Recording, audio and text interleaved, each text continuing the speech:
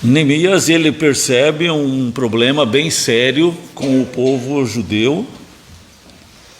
Eles estavam casando com pessoas jovens de outras nacionalidades, outras raças que não temiam a Deus, e ele sabia o estrago que isso ia acontecer na vida dos seus filhos, e que logo não só não saberiam falar a língua deles, como também não cultuaria o Deus de Israel, porque esses amonitas que fala ali, moabitas, eles também já foram no passado da parte do povo de Deus, pois eram da descendência de Ló, mas também se casaram, também se desviaram de Deus e foram atrás de outras pessoas, de mulheres, de homens que não eram tementes ao Senhor, e as suas gerações se perderam. Mas Ló viveu muito na presença de Abraão e foi muito abençoado por Deus, mas as suas gerações não foram e fizeram muitas guerras contra o povo de Deus.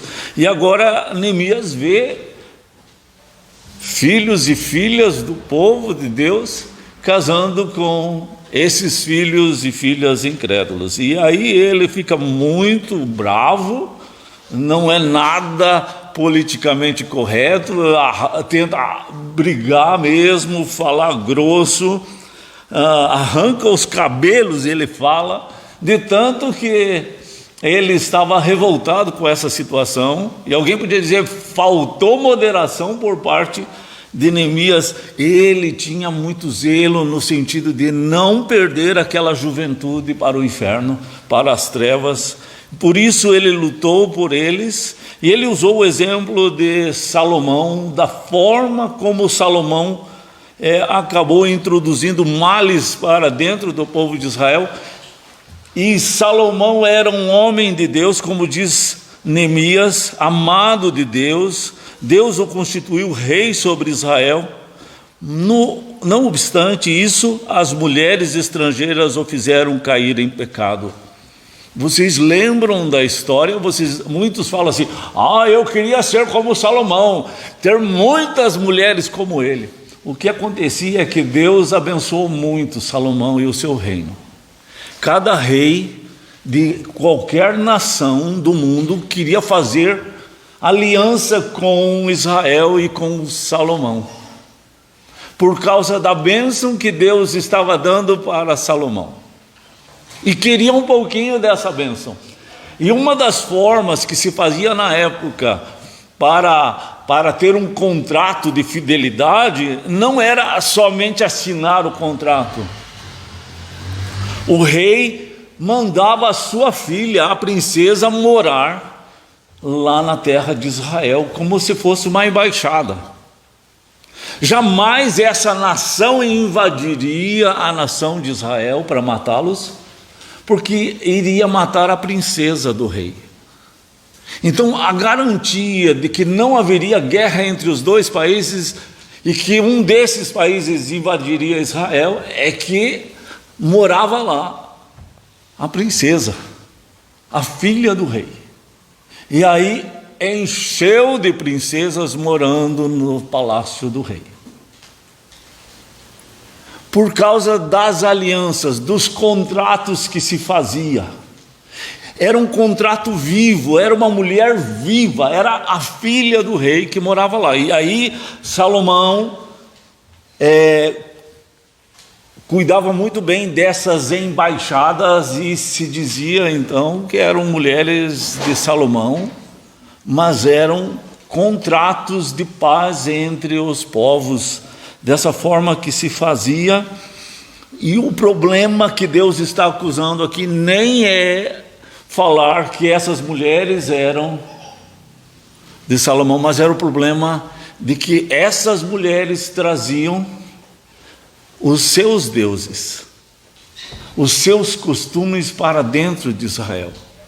E diz o texto que Salomão, ele fez altares, gastou o dinheiro do Estado para fazer altares para esses deuses dessas mulheres. Cada lugar onde essa mulher morava tinha um altar ao Deus dela. E as pessoas de Israel foram vendo esses altares e esses deuses e foram se acostumando com esses altares e esses deuses e achando que era tudo muito normal. Isso se tornou também um laço para o povo de Israel. Isso tem acontecido sempre na história. Mesmo Deuteronômio 18, quando Deus diz assim: não faça teu filho ou tua filha passar pelo fogo, caminhar pelo fogo, por brasas. E ele diz lá, é abominação ao Senhor, é culto aos demônios, a palavra abominação. Mas as pessoas fazem como se fosse até uma festa da igreja. É um ritual até que as pessoas acham que é bonito. Lá em Deuteronômio 18 fala de adivinhações. Não faça adivinhações, porque também é abominação ao Senhor. É culto aos demônios, e as pessoas acham bonito fazer adivinhações. Lá também fala assim, é abominação consultar os mortos. Nosso Brasil é um país que se consulta muito os mortos. Na família do meu cunhado morre alguém e eles correm lá para conversar com o morto, porque é costume, de geração em geração tem esse costume, e são famílias nominalmente cristãs, mas que têm o costume de conversar com os mortos. É normal. Assim estava acontecendo, pois Deus dava prosperidade para Salomão. E as pessoas pensam, mas se Deus abençoa Salomão, também não é problema esses altares. Qual o problema de tudo isso? Eles foram acostumando e foi se tornando um laço. Se você lê lá em Josué, a respeito da invasão de Jericó, se você lê ali no capítulo 6, no capítulo 7, da queda lá dos muros de Jericó, mas você vai observar assim que Deus disse assim: não coloque os olhos no ouro, na prata, nas riquezas de Jericó, porque o ouro, a prata, tudo isso ali era oferecido aos deuses pagãos do povo que morava em Jericó. Quando vocês colocarem os olhos naquele ouro, naquela prata, naquelas roupas caras, isso pode servir de laço na vida de vocês. Deus fala isso no capítulo 6. E vocês lembram que no capítulo 7 Acã fez isso, e trouxe para dentro da sua casa, da sua tenda, e enterrou na sua tenda vestes caríssimas, prata, ouro, porque ele achava que aquilo não poderia ter problema. Depois ele poderia ter dinheiro para pagar uma faculdade de um filho, e ele sairia na frente nessa situação, mas aquilo foi abominação. E o povo de Deus começou a perder guerras por causa disso. O povo de Deus começou a sofrer por causa do pecado de um só. Porque isso se torna um laço. Lembra da história do cavalo de Troia? Era um presente de gregos. E dentro desse cavalo belo tinha soldados gregos. Quando estavam dentro, é um mito, é uma historinha, mas fala dessas coisas que às vezes vêm com uma aparência bonita, como por exemplo a Estátua da Liberdade lá nos Estados Unidos. Ela foi feita em homenagem à liberdade em termos de escravatura.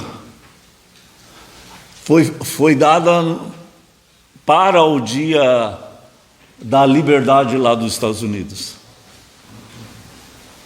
Era uma coisa bonita assim, aparentemente bem intencionada, Mas quem deu foram os franceses, foram maçons, que tinham seus cultos, suas teologias, sua forma de visão do mundo espiritual. Porque um dos princípios deles era a igualdade, a fraternidade e a liberdade. Mas era tudo sem Deus. Quando os revolucionários franceses fizeram a revolução, eles decretaram que Deus não existia. E você querer fraternidade, liberdade, fraternidade, igualdade sem Deus, tem alguma coisa errada. Sem o nosso Criador, sem aquele que nos fez. Você querer a paz entre os homens sem o Criador, e é isso que o anticristo vai fazer. Estabelecer uma paz no mundo sem o Criador. E aí a gente precisa ficar de olho naquilo que pode servir de laço.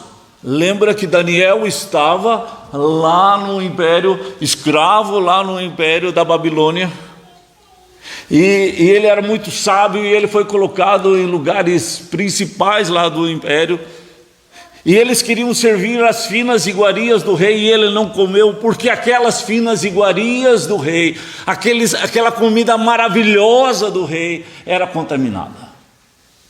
Era dedicada a espíritos, aos deuses da Babilônia.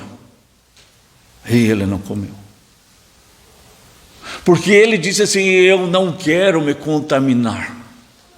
Era comida, gente. Ele podia dizer assim: eu vou orar aqui e vou santificar esse alimento, eu vou purificar esse alimento com oração. Ele não fez isso. Ele disse: eu não quero comer isso. E Deus o abençoou muito mais, ele e os seus amigos. Vocês conhecem a história. Às vezes até mesmo um presente que vem de casamento, feito por alguém que consulta mortos, que faz feitiçarias, que mexe com esse mundo espiritual, pode enriquecer ali com porcarias, contaminações. Aí fica aquele presente dentro da tua casa, um presente consagrado e dedicado a espíritos. Você podia dizer: mas isso não é assim, pastor. É assim. O texto está dizendo que é assim. Que aquelas comidas eram consagradas a deuses, a espíritos, e Daniel não quis comer. Existem programas de televisão, existem novelas que são feitas em consagração a espíritos. Aí você deixa o teu filho assistir, você assiste, a tua esposa assiste. Aquilo que é contaminado, aquilo que não presta e que vai causar dano. Assim foi Salomão. Ele viu aquelas princesas, teve todas as boas intenções, boas ideias, fez aqueles altares, tudo muito cheio de charme e fascínio. As pessoas viram como Deus prosperava Salomão, mas como se fosse assim o nu artístico. Qual é o mal do nu artístico? É artístico, não tem problema. Então a gente tenta colocar um papelzinho bonitinho de enfeite para uma coisa contaminada, mas que vai causar um grande estrago no estômago, vai fazer muito mal, né? Na Segunda Guerra Mundial, quando os Estados Unidos já estava ganhando, quando os aliados já estavam ganhando a guerra, os Estados Unidos conseguiu trazer para dentro dos Estados Unidos vários cientistas muito importantes da Alemanha, e eles fizeram a bomba atômica. Mas junto com a ciência, junto com um poder científico, também vem ideias podres. Porque essas pessoas têm suas crenças, têm seus deuses. Hitler, ele se dizia cristão, e ele dizia que ele matava judeu porque judeu tinha matado Cristo. Isso para só acalmar os cristãos alemães. Mas na verdade, Hitler, ele confiava em outros deuses. Ele tinha suas filosofias espiritualistas, e que continua influenciando pessoas no mundo inteiro. E esse menino em Santa Catarina, que foi preso, que é um terrorista, e ele tem essas mesmas ideias. Naquele atentado de Columbine nos Estados Unidos, também aqueles meninos tinham as mesmas ideias de Hitler, porque são ideias satanistas. Elas são ideias de um culto religioso, muitas vezes com nomenclatura de Cristo, mas lá dentro não é nada de Cristo, e a gente precisa estar atento a tudo isso. Vamos ver mais um pouquinho sobre isso. É 2 Reis, volta mais, tem Crônicas, você volta, vai chegar em 2 Reis. 2 Reis 23.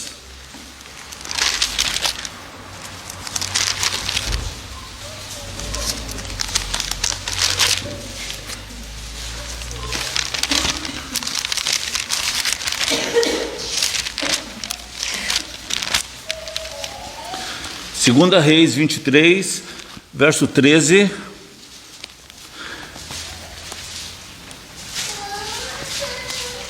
E o verso 14.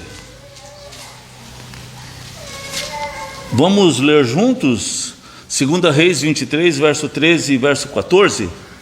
O rei profanou também os altos que estavam defronte de Jerusalém, a mão direita do monte os quais edificara Salomão, rei de Israel, para Astarote, abominação dos sidônios, e para Quemos, abominação dos moabitas,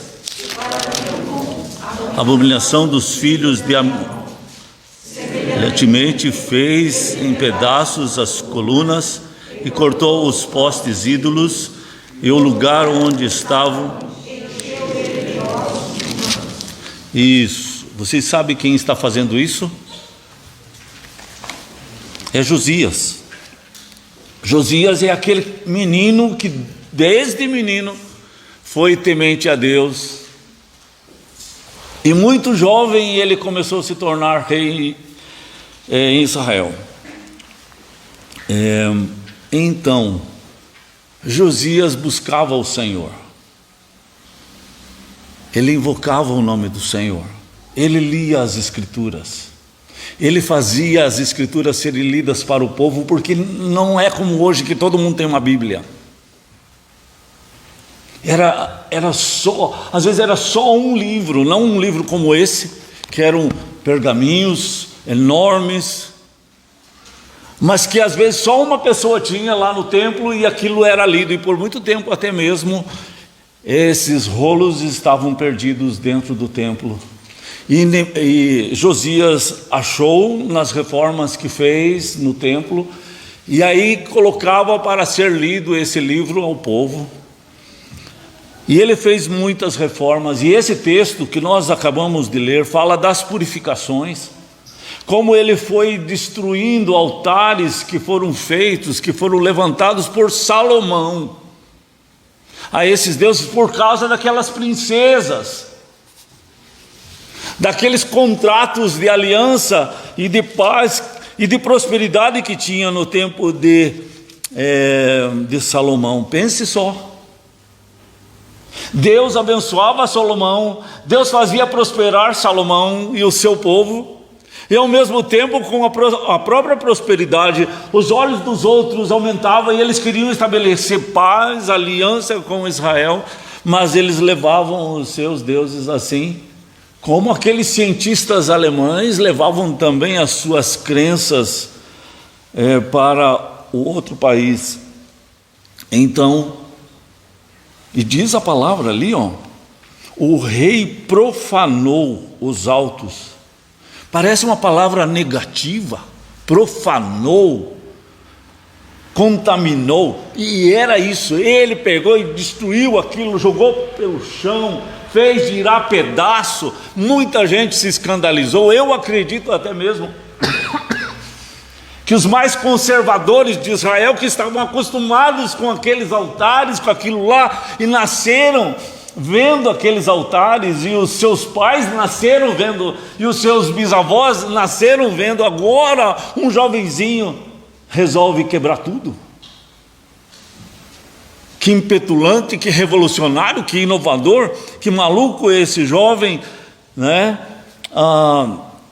Podia até pensar assim que estava desagradando a Deus fazendo isso, e não estava. E Deus estava repreendendo e falando que aquilo que Salomão fez era pecado. Nós lemos isso ali no livro de Neemias, que Deus está contrariando e mostrando que era tudo errado aquilo ali, e como caiu Salomão nesses pecados.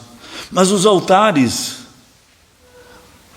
de repente assim, você nascendo ali, vendo, sendo criado ali no meio deles, dá uma ideia de que não são tão errados assim, que quanto mais o tempo passa, mais normal se torna, quanto mais o tempo passa, mais sólido fica, e são pecados que a nossa consciência fica cauterizada. Imagine, Deus trouxe a prosperidade. Qual mal pode haver nisso se Deus está aprovando? E é interessante que ali passou reis como Ezequias, Josafá, que eram tementes a Deus, homens de mais idade do que Josias, e nenhum deles derrubou esses altares, que eram enormes, postes enormes, grandes.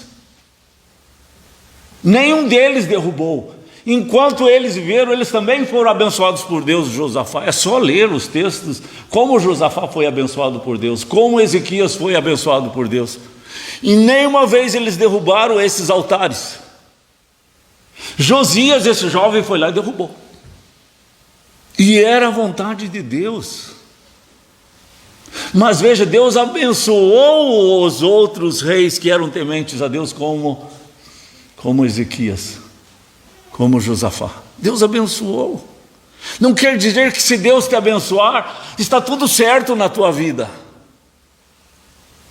Não quer dizer que se não veio a varada de Deus e a disciplina de Deus, está tudo certo. Só vai estar errado se vier a varada. Não é isso que o texto está dizendo. A gente precisa prestar bem atenção sobre isso, porque a gente precisa ter discernimento. Lembra que a gente falou a respeito de que Jesus libertou aquela mulher que estava dentro da igreja dos judeus, 18 anos ela estava com um espírito desses que se consultam os mortos. Ela estava 18 anos com esses espíritos, e que ela ficava encurvada, ela não conseguia se endireitar por 18 anos dentro da igreja, e nunca ninguém lutou pela libertação dela. E quando Jesus chega lá e liberta aquela mulher, o pastor da igreja disse assim: gente, vocês têm 6 dias para vir trabalhar aqui, mas no sábado não é dia de ficar trabalhando. Estava mais preocupado com o dia do que a libertação. Estava menos preocupado com 18 anos de escravidão de uma mulher, de uma das filhas do povo de Deus, que estava vindo sempre à igreja, que era amada por Deus, mas que estava prisioneira, e que ele não estava preocupado com isso, estava preocupado com o dia do Senhor. Quando Jesus disse: mas quando eu fiz o dia do Senhor, eu fiz para que você fosse liberto no dia do Senhor, e não pensei no jumento, não pensei no boi, não pensei no cabrito, eu pensei no ser humano. Eu fiz para você esse dia, para você estar na minha presença, para que eu possa te libertar das tuas culpas, dos teus medos, dos teus traumas, da tua miséria espiritual. Eu quero curar o teu coração, porque diz assim: pelas pisaduras de Jesus nós somos sarados. E aonde é o lugar de nós sermos sarados, senão na presença dEle? Então Ele nos dá um dia para a gente invocar esse dia inteiro na presença dEle. E não estava sendo feito assim. Você sabe que quando Moisés foi no Monte Sinai, e o povo de Israel ficou lá embaixo, ficou muito tempo e Moisés não aparecia, e eles estavam assim muito sem referência, porque Moisés era a referência para eles, eles estavam assim. Aí o irmão de Moisés, que era sacerdote, eles deram uma ideia para ele, ele sabia mexer com ouro, e eles falaram assim: esse povo só vai se acalmar quando você fizer um altar, quando você fizer um Deus, para que eles possam tocar, beijar, porque eles estavam acostumados no Egito fazer assim. Aí sabe o que eles fizeram? Fizeram um enorme bezerro de ouro, e aí eles disseram: sabe quando Deus tirou vocês lá do Egito? É esse Deus, o Deus que tirou vocês do Egito, é esse Deus. Agora vocês podem ver esse Deus. Antes vocês não conseguiam ver Deus, agora vocês podem ver Deus. O Deus que tirou vocês do Egito, que mandou as 10 pragas no Egito, e que está cuidando de vocês até agora, e que está falando com Moisés lá no monte. É esse Deus. E eles começaram então a festejar esse Deus. Diz o texto que eles chegaram a fazer orgias, mas começou com o quê? Com danças, músicas. Depois de todas as danças começa a haver sensualidade, depois começa a haver prostituição pública, sem vergonhices públicas, relacionamento de um homem com uma mulher que tinha que ser feito no seu quarto, começa a fazer no público, porque já começa a beber, e aí perde a vergonha. E daí começou a ter orgias. Resultado de um culto a Deus? Ou era um culto a demônios que eles achavam que era Deus? Então preste atenção, porque, e eu já falei, às vezes aquela novela que você está assistindo, ela foi feita naquele lugar, consagrado àqueles deuses, como aquela estátua da liberdade, como tal coisa, também. Aquela pessoa que está falando, aquela pessoa que está cantando aquela música que você gosta muito, mas aquela pessoa que você gosta muito, que canta aquela música, ela cultua outros deuses, ela não cultua o teu Criador. Você querer igualdade, fraternidade, liberdade sem o teu Criador, gente, isso é coisa de demônio. Não tem como ser de outra forma. Pode ser bonitinho, bonitinho, porque é dali que nasceu toda essa igualdade. Karl Marx, ele fez todas as suas ideias, ele escreveu todos os seus livros inspirados dentro da França, que consegue influenciar o mundo e as nossas universidades, os nossos professores, hoje. Então, essa mensagem, ela não é brincadeira. Isso está aí. Famílias estão divididas porque eu sou da direita e outra é da esquerda. Um é cristão e o outro é do socialismo. E aí há uma briga em toda parte, nas redes sociais, por causa disso aí. Porque nós quisemos fazer um culto que não é ao nosso Criador, é a igualdade, a fraternidade, a liberdade, ao politicamente correto, às vacinas como solução de todos os problemas, a democracia como a solução de todos os problemas, mas a democracia sem o Criador é culto aos demônios, gente. Por mais bela que seja, como a ditadura também. Então não caia nessa cilada, achando que aqui você pode, e é tudo bonito, é tudo belo, mas se não tiver um culto a Deus, o Criador, gente, está errado. Por isso que a gente ora na hora da comida. Por isso que a gente ora abençoando a criança, consagrando a criança, e os pais oram consagrando. Porque se você não consagrar, de quem que vai ser? O inferno também quer consagrar para eles. E o mundo está dividido, gente, o mundo está dividido. Os seus inimigos serão os da sua própria casa, Jesus falou. Dentro da sua própria casa. Então é um tempo para a gente se voltar para Deus e não aceitar nada que não cultue o Criador do céu e da terra. O que excluir Deus, qualquer paz que excluir o nosso Criador, é falso, gente. Qualquer ideologia que exclua o Criador é falso. Não é da parte de Deus, então não serve para os filhos de Deus. Então veja o que você assiste na televisão, veja qual música que você ouve, quem é o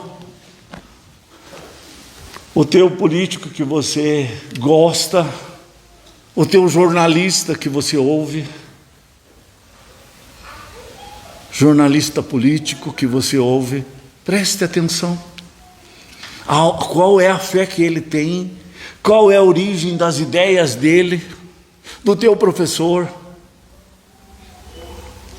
Porque a gente precisa buscar as fontes, a origem, a essência. Pelos frutos conhecereis. Então, é um tempo de a gente prestar atenção. Nós estamos vivendo bem no meio desse furacão.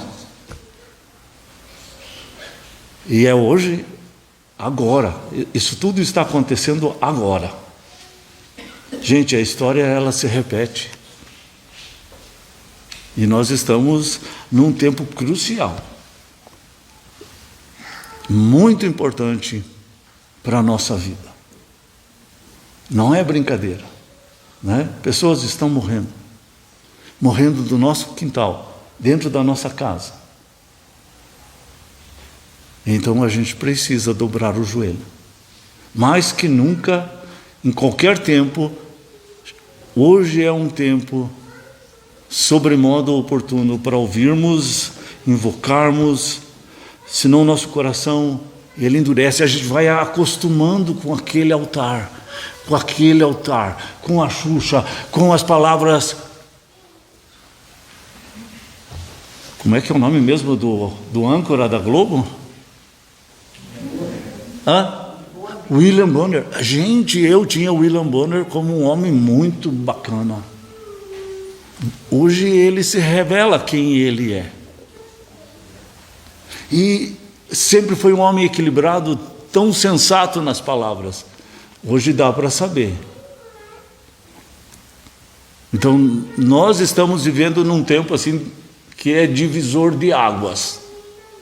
E nós precisamos muito buscar a Deus, se consagrar mais. Deus diz assim: o imundo que vá para a lama, mas os meus filhos busquem a minha palavra, se santifiquem mais, invoquem mais o meu nome.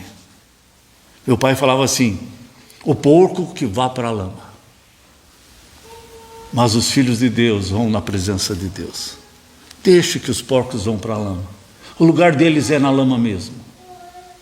Mas os filhos de Deus precisam buscar a presença de Deus para começar a ter nojo da lama. Amém? Muito bem. Marcelo, faz oração. Senhor, nós agradecemos pela explanação da tua palavra. O Senhor capacitou o pastor, deu entendimento a ele, Pai, e fez com que ele passasse a tua palavra a nós.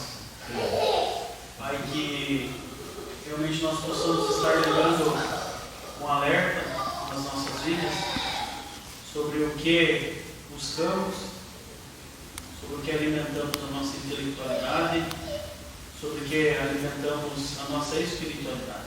Amém. Pai, que, como vimos na tua palavra, não deixamos de mundo desigual de informação, até mesmo com os nossos filhos, com os nossos netos, em relação ao casamento, ao que aprendem, ao que buscam, mas que o Senhor possa estar revelando a nós, como o Senhor tem feito nessa noite. Amém. Temos que prestar mais atenção do que colocamos dentro dos nossos lares. Amém. E assim, Pai, acorda o teu povo. Amém. Acorda as pessoas que se dizem cristãs, as pessoas que buscam a tua face, Deus, que possamos sim estar com Cristo como centro dos nossos lares, como base da nossa vida, termos Jesus como base, para que realmente assim possamos estar blindando as nossas famílias através do sangue de Jesus. Amém. Eu peço e agradeço em nome de Jesus. Amém.